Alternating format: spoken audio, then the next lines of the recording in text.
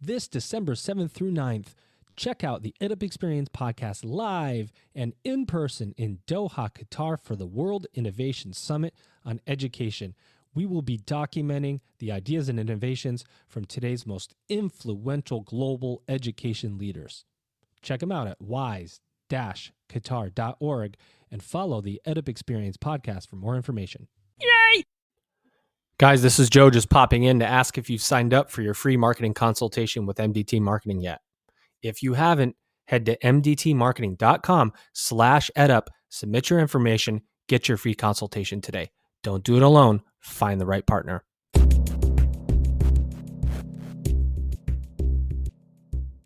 Welcome back, everybody. This is the EdUp Experience podcast where we make education your business.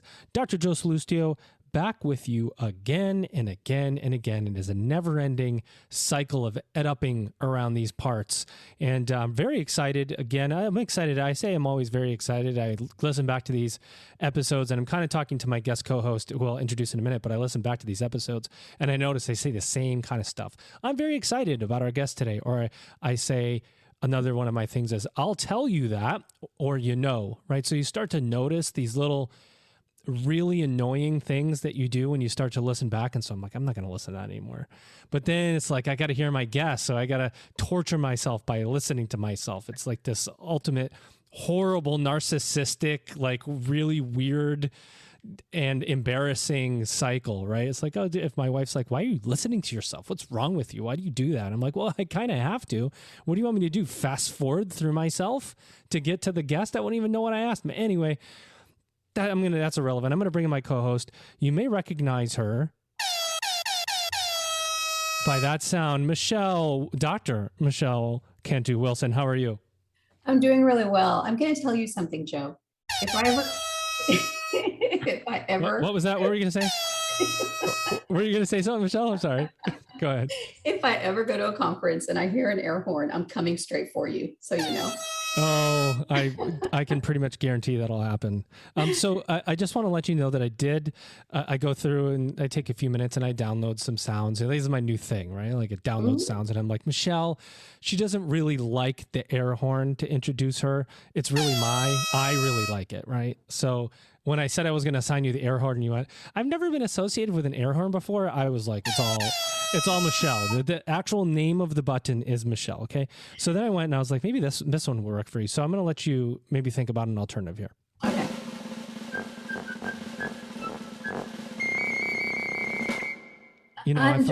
Underwhelming, Joe. Yes, I thought so too. Yeah, I thought so too. Yeah. Thanks for the options though. Thank you. Well, you're welcome. So I'm going to keep trying mediocre sounds until we find one that's better than the air horn, because I don't want anything to be better than the air horn. So I'm only going to give you choices that you don't choose. You're a giver, Joe. Thank you. I know. Well, let's talk today to our guest, and we're going to bring him in right now. Let me move my my thing here, because he deserves this. Here he is, ladies and gentlemen, Kona Gray. He's a landscape architect and principal at EDSA. Kona, how are you? Hey, how's it going? Great to hear from you. Hey, thanks for coming on the EdUp Experience. We're excited to have you. Tell us where you are in the world right now, Kona. So I'm in our home office. EDSA is based down in Fort Lauderdale, Florida. Nice. Love so it. Nice. And I'm in Southern California. Michelle, you're in Texas. And so we're covering the hot zones of the United States right now. Right. It actually is a high of 72 over here in Southern Cal, which is like I don't know what's going on. Armageddon is happening over here. So we're ready to talk to you, Kona. We want to know all about what's happening in architecture and design for higher education, because I don't think there's ever been a more unique time for it. First, talk about design for higher ed. Take us through what that looked like pre-corona, what that looked like during corona, and what that may look like post-corona. And take us through that journey, and then we'll kind of drill in. Okay, great. So we have been working in the higher ed space for decades. And for us, it's been fantastic because we get to interact not only with faculty and staff, but students and sort of the future of our world, which is really fantastic. And for several years, that the whole process of campus planning had a lot to do with very collegial spaces, very simple, clear quads, easy to communicate in terms of the way you walk and where you go. Each building had a specific use. You had a biology building and the math building and the engineering building. And we've seen that evolve. But the one sort of common denominator over the years has been universities understanding their mission and understanding their strategic plan, and therefore planning their campus, hopefully, to support that. One thing we've always noted and stated for quite some time is that a university is a business, right? You're in the business of education. You have to attract students. You also need to attract the right faculty and staff, and then you have to retain them. So being on the campus needs to feel good.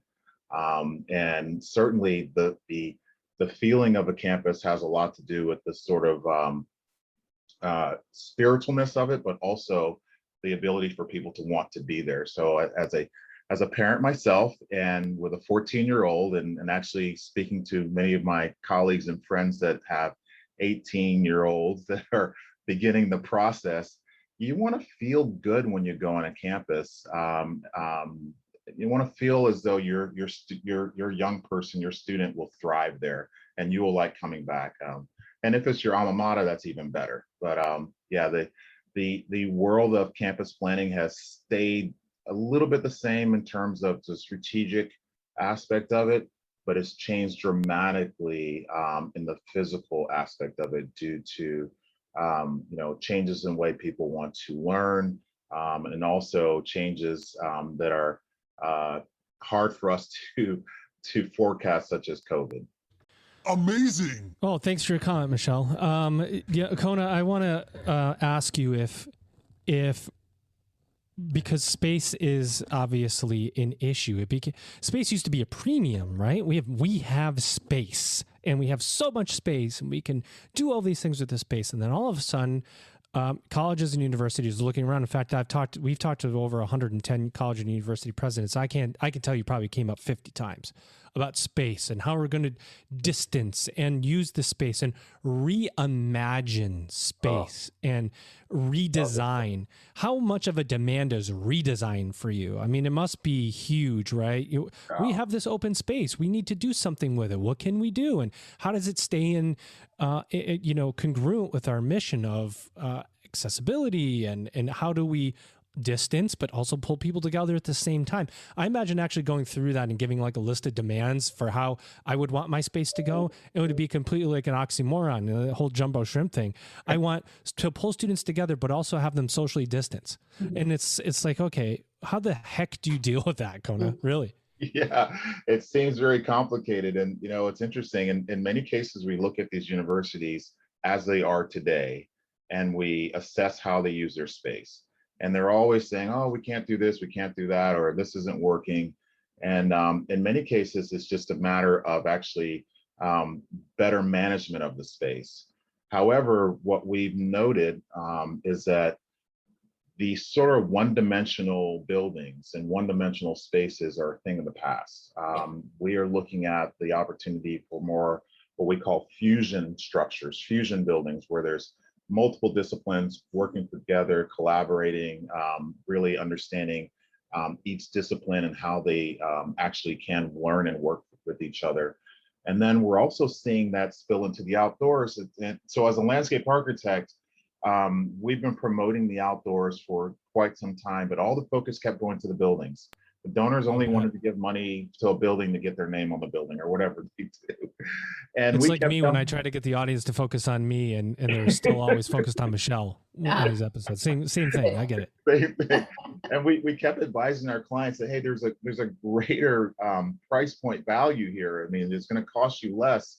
You can get more bang for your buck by doing a little bit more with the outdoor experience, and you can do it in cold climates as well.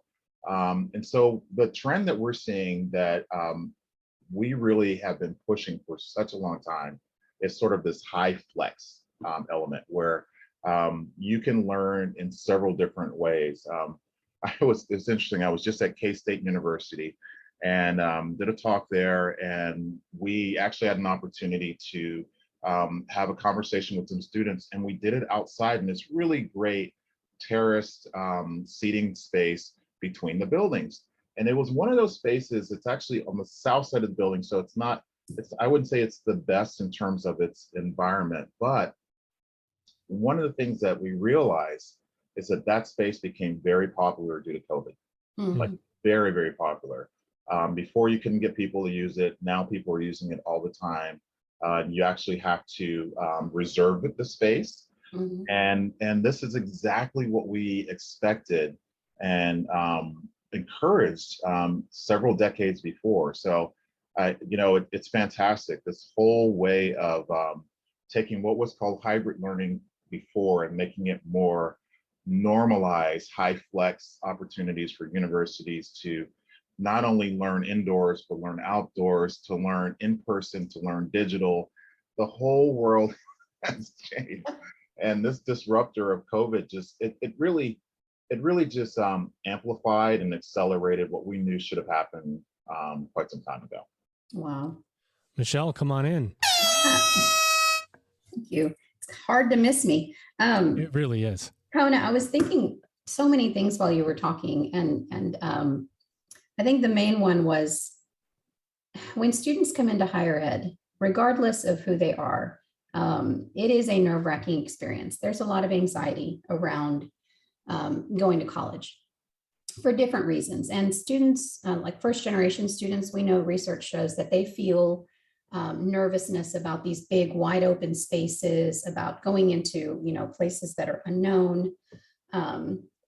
And so when I think about the work that you do, which is kind of deconstructing space in the way that it was traditionally seen in higher ed, I feel that it impacts students in a very emotional way, a very powerful way, because essentially what you're doing is you're taking what's familiar to us sometimes culturally, which is being outdoors, being in wide open spaces, being with people for different purposes other than work specific purposes, social, being social. It feels like you're adapting to the needs of people versus the purpose of traditional higher ed. And you're saying that this is happening much later than you had anticipated. Can you talk about maybe one of the first experiences you had where someone totally embraced the vision that you'd had for such a long time about this type of design? Oh, absolutely. And it's kind of crazy when you experience someone understanding the space that you worked on, that you designed. And one of the first projects that I worked on that had that sort of transcendent moment was an outdoor it was basically an arrival to a library at this particular university here in South Florida. And we designed the outdoor space that was sort of the pre-function to get into the library as kind of an outdoor living room. And as I was there doing sort of the final touches and punch lists and looking around and checking on things, a faculty member looked at me and said, "Did you design this?" And I was like, "Oh, yes, our firm worked on this." And she just said, "Thank you so much." I was like, "Whoa, okay." So she's like, "We have never had places like this to just exist outside and really get out of the air conditioning for a minute, believe that or not, in South Florida, and really be able to listen to the birds and sort of see the blue sky and see people." And it's a thing that not only does it happen today, but it happened decades before, where you could be together but alone, right? You could be outside in this wonderful setting with people walking by, but you could still eat your lunch by yourself and just kind of, observe and people watch. And fast forward several decades, we took cues from, we did a lot of resort design work. We took cues from the resort world and introduced it into higher education with the concept of a cabana.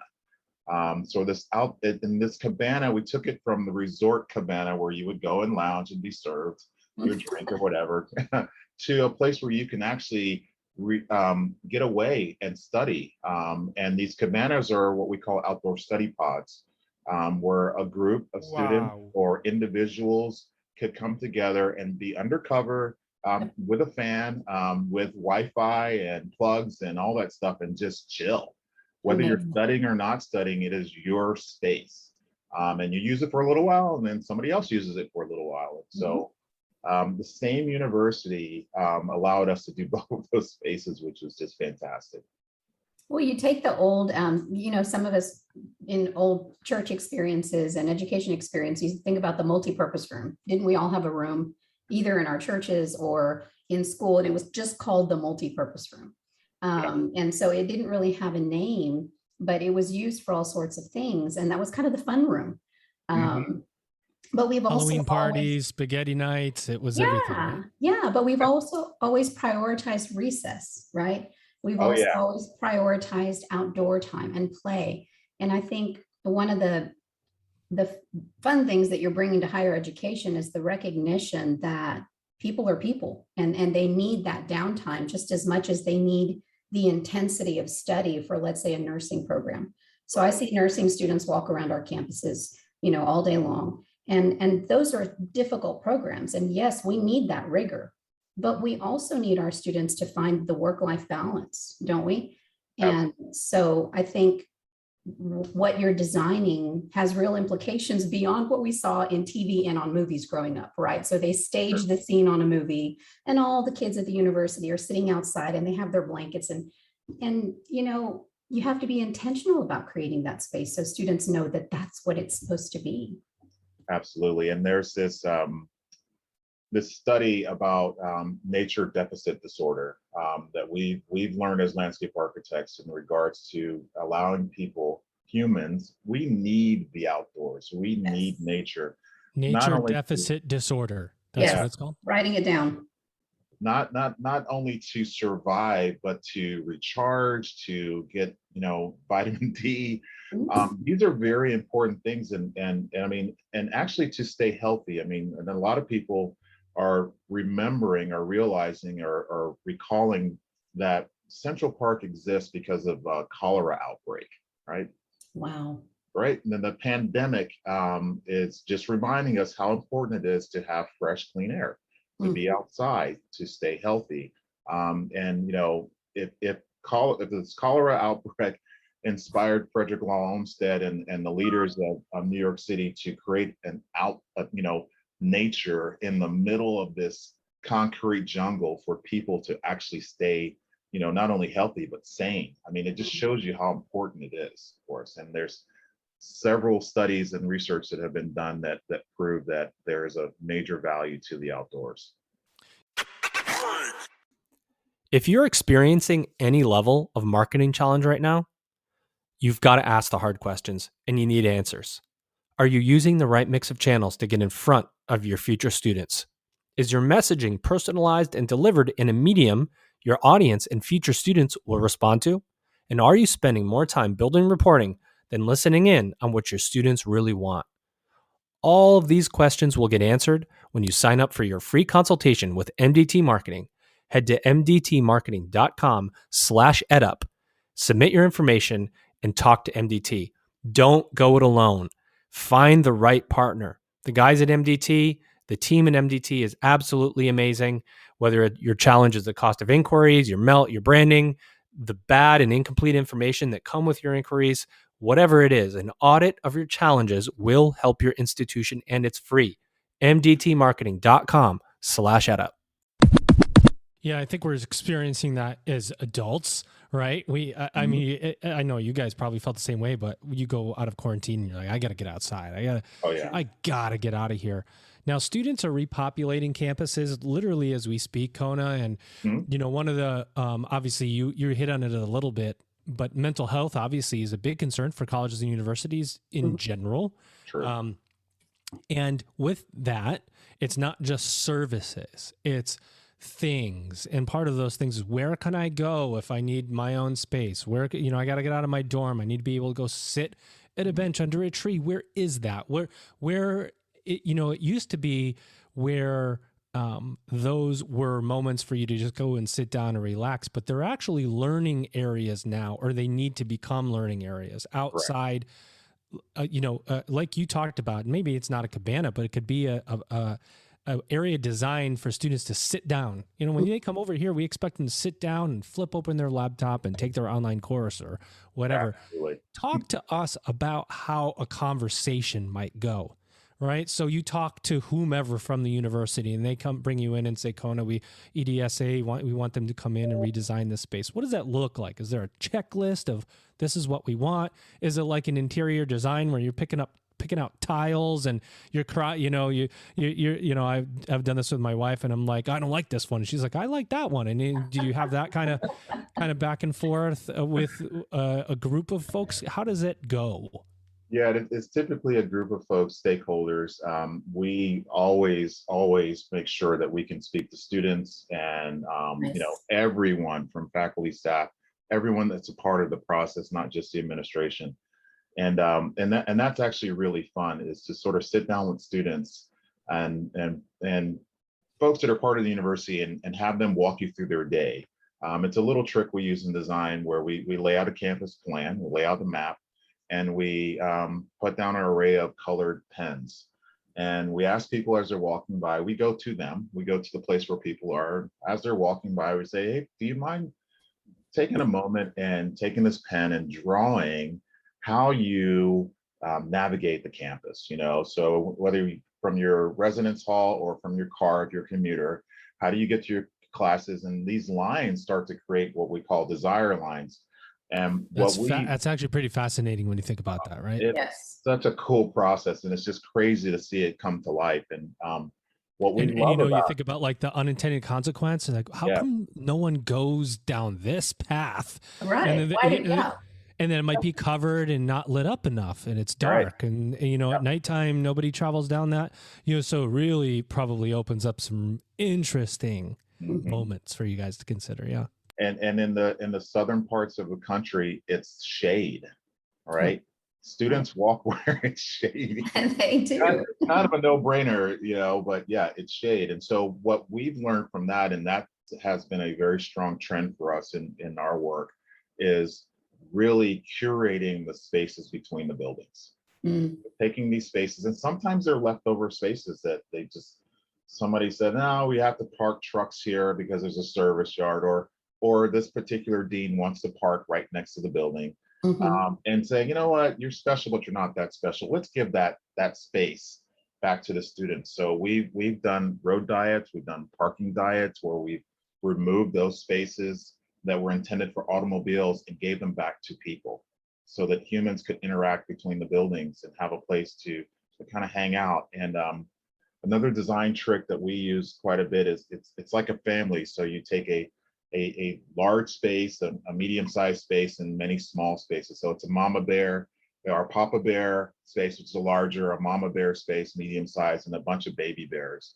And you want to make sure you have several different types of spaces for flexibility, so that you can have a larger space for things to happen with larger groups, medium space, etc. And the smaller places are areas where you can just tuck in, read a book, or tuck in and study, or pull up your laptop and do what you got to do. So in the next conversation I have with my wife about space, I'm going to say, and I quote, Kona Gray from EDSA told me about the baby bear, mama bear model. And you just aren't educated. You just don't know what's going on. My wife's name is Antonella. Antonella, you don't know what's going on. I know what's going on. I do want to, it's one of the interesting parts of what you're talking about too. And I think this is really why we wanted to have you on in particular, is because this conversation, and I'm going to kind of jog this over to you, Michelle, but this conversation isn't just about space. Space is what it is, but what does space do? Space might keep you on campus instead of you getting on your car. If you're a commuter student, instead of you getting on your car and going home, and maybe you're not going to be focusing on your studies as much because you go to a home life that might be difficult, space might keep you on campus and keep you focused on your studies. Designed space is a recruiting tool.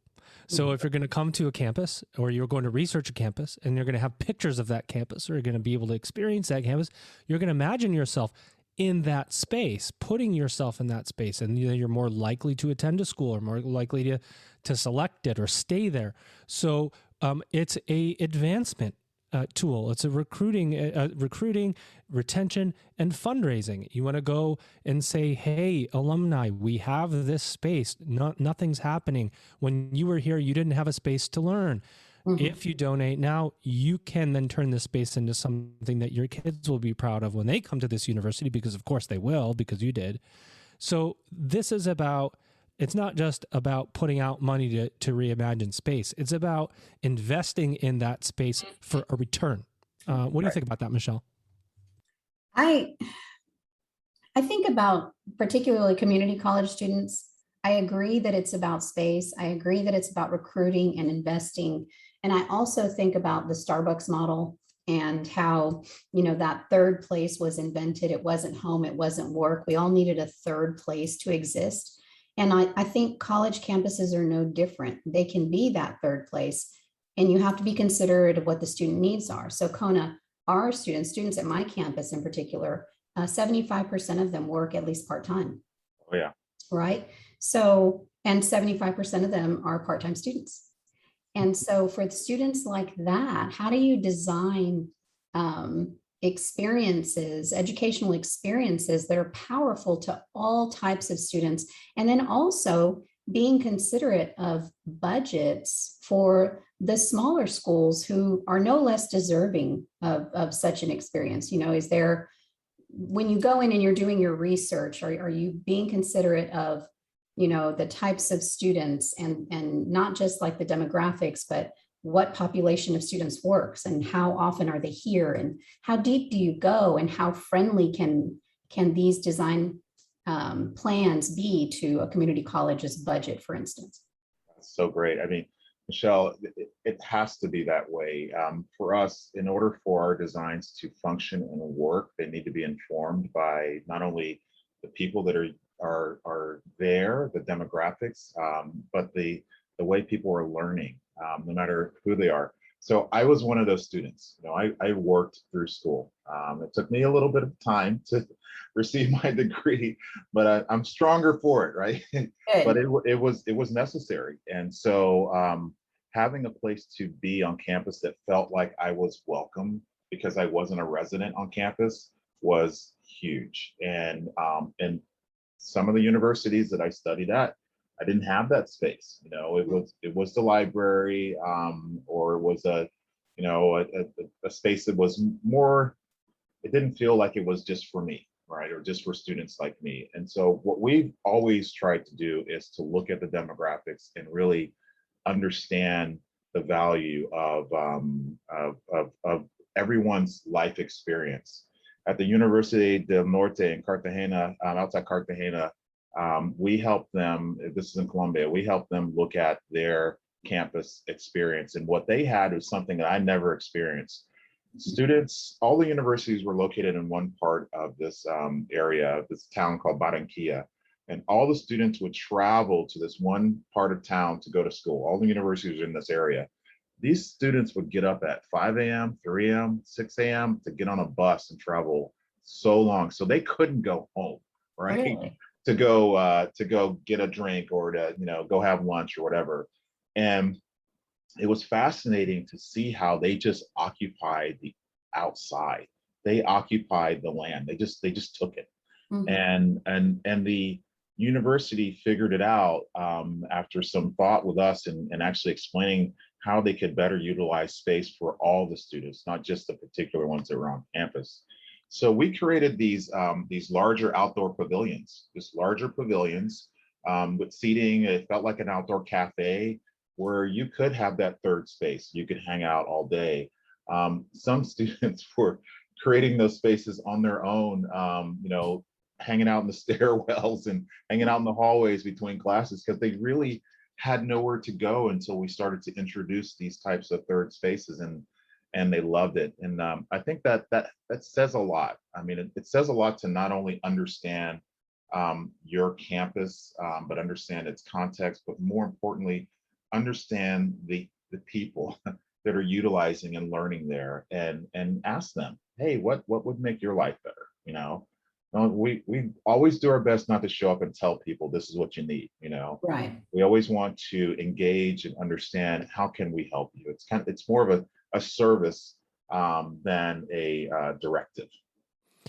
Well, guys, I'm not going to let them get away with it. Kona, we do like to kind of throw a curveball at our guests Sure. from time to time to ask you a question, get to know you a little bit. And one of my guest hosts suggested that I add 2 questions and let you pick from one. And I'm going to do that to learn a little bit about you. Number one, besides the fact that you have the coolest name in the history, I think, of the world, Kona Gray, it feels like you'd be leading man in a movie with that name. That's your state. Kona Gray. It's perfect. So here's your question. Are you ready? Yes. Okay. I got to get my, here we go. For no money. Kona, answer one of these 2 questions for us. Number 1, what's your entrance music? Every single time you enter a room, there's a song playing. What's that song that defines you? Or number 2, tell us about your dream vacation, which would be unfair because I feel like you've been all over the world designing stuff. Oh, yeah. It kind of feels like you got to answer the first one. I would probably answer both of them for you. So I'll give you the dream vacation first. My wife and I love to travel. And one part of the world that I've been to that she has not been to was out in the Indian Ocean. There's some very amazing small islands out there. One is the Seychelles and the other is the Maldives. And so that's dream vacation done. Nice. Theme song, and I'm going to go here, would be the theme song from Shaft. Yeah. I don't know That's why that. I'm not kidding. First thing that popped into my head. Hold on, I'm going on Spotify. I've got to save that for later. Okay. Access granted, ladies and gentlemen. The Shaft theme song. Come on now, that's a classic. Well It's done. a classic. It's a classic. Yeah. Cool. Love cool it. Brother. Yep. So, what do we need to know about design, architectural design for colleges and universities? Like, what's the hot new thing? Right? Is it cabanas? Is it sitting? Is it standing? Is it the bar stool kind of thing? But what's that one thing that's going to catch fire, you think? Well, I know for a fact because we've tested it, and it's this whole element of amenities. Students want fun. They want more stuff. They're used to it now, and they want experience. And it's not specifically about just the career path. It's the experience of getting there. Yes. And so we have been introducing luxury elements, resort style pools at universities, Goodness. fun stuff for people to do. Their gymnasium is no longer a typical gymnasium. It's a fitness type of scenario. I've seen those before, and those I went on a college tour with our bonus son, Jordan, to the University of North Texas, and that gym, there was a rock wall, there was a pool. I mean, it was like this high-end, pay for membership type of gym. Of course, you are because everybody's like the Ninja Warrior kind of stuff. It really was, Joe. That's a perfect way to explain it. It was just so creative. It really was. If you think about adults as children, it was a playscape for adults, and students were all over the place. So I'm glad I can at least envision what you're talking about. Yeah, it's happening, and we're promoting it. And Michelle, what about, yes, I do, Joe. You don't even have to ask. You already know. I know. I'm getting that vibe from you. I love it. We are in sync. So back to the budget, what can small colleges, what can, budget restricted colleges do that would not be so expensive, when it comes to sprucing up the outdoor spaces or making them feel more welcome? I feel like some tips and tricks that are very simple that could make an impact, this week, this month, this semester, going forward into the spring semester. What can these small colleges do to make an impact and make students feel more comfortable outdoors? Oh, absolutely. So, we always tell our clients that the exterior improvements are low-hanging fruit, right? That you're not raising, millions of dollars. You can create outdoor terraces, you can create outdoor living rooms using shrubs as a way to enclose and create spaces for people. That's a good idea. These pavilions are also super inexpensive. And we always say that good design shouldn't cost a lot of money, right? It's landscape architecture, in our opinion, is not a luxury item. It is a necessity. It's a means to allow people to live in what I call democratic ground, right? These outdoor spaces that we all share, I right? love that. It's important for all of us. And so we always encourage our clients to really focus on those elements. And we had a client several years ago that approached us after a trip to his alma mater, University of Florida, and he was disgusted. He was so upset. He was tailgating, getting ready, and he's like, "Hey, I want to show you guys, where I lived when I was here at college." And so he walked from the stadium over to the historic dorms, and they just kind of let it go, right? I mean, there was dirt everywhere. The shrubs were a little tired and leggy, and and needed some love. And he was based here in South Florida, called us up and said, "Hey, I need to talk to you guys. I need you to do something for us." I said, "Sure." I said, "I'm going to donate some money to the University of Florida, but it's for the exterior, and I'm hiring you to design it."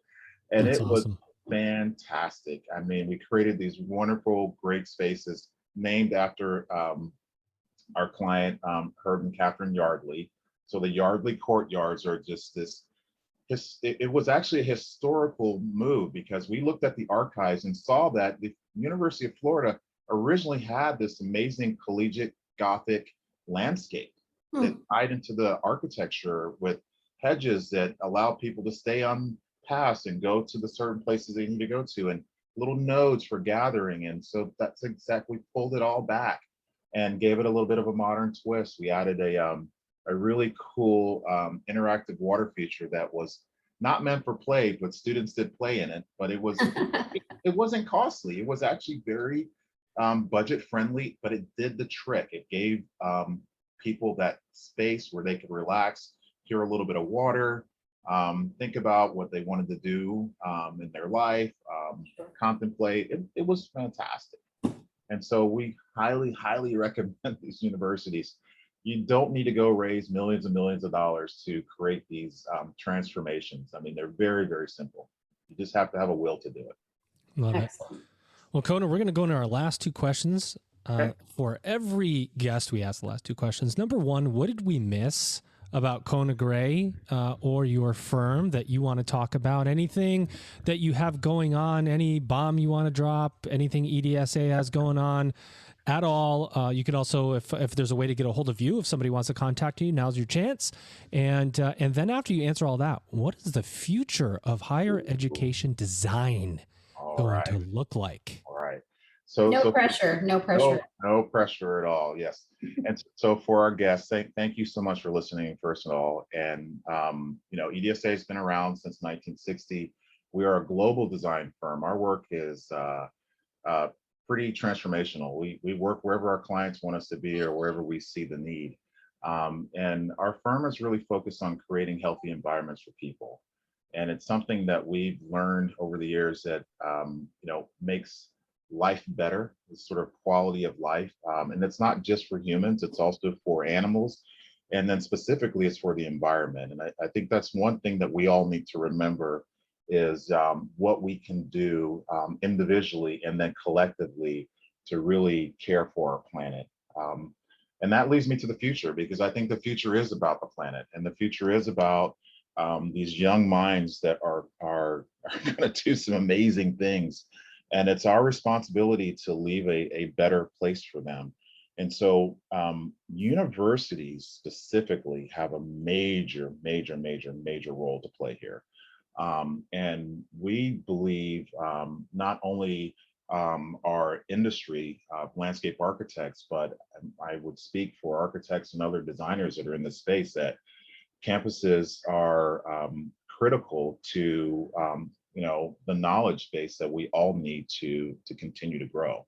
Mm-hmm. And so we would highly recommend that the future is focused on the young people that are coming and continuing to thrive. And so those are my answers. Love it. I like that. Very nice. Well, ladies and gentlemen, this has been another amazing episode of the EdUp Experience with my co-host today, Dr. Michelle Cantu Wilson. Did you know that I was going to hit it again, Michelle? You I thought did. I was. I cover my ears in Okay. anticipation. I just, yes. The audience couldn't see it. Cover your ears in anticipation. Love it.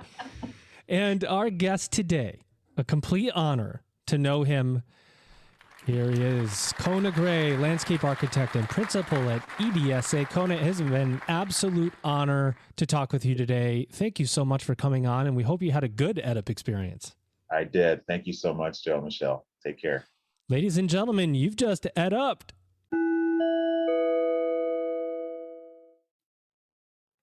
Are you using the right mix of channels to get in front of your audience? Is your messaging personalized and delivered in a medium your audience responds to? Are you spending more time building reports than listening in on what your audience wants? These are not easy questions to answer. That's why our great friends at MDT Marketing are offering a free audit of your marketing efforts. Head to www.mdtmarketing.com/edup and submit your information for your free consultation today. Look, guys, you got nothing to lose. It's free. I don't know why you wouldn't want a free audit to tell you what you're doing, whether it's effective, and how you can make some incremental changes that can make a big difference moving forward. That's www.mdtmarketing.com/edup.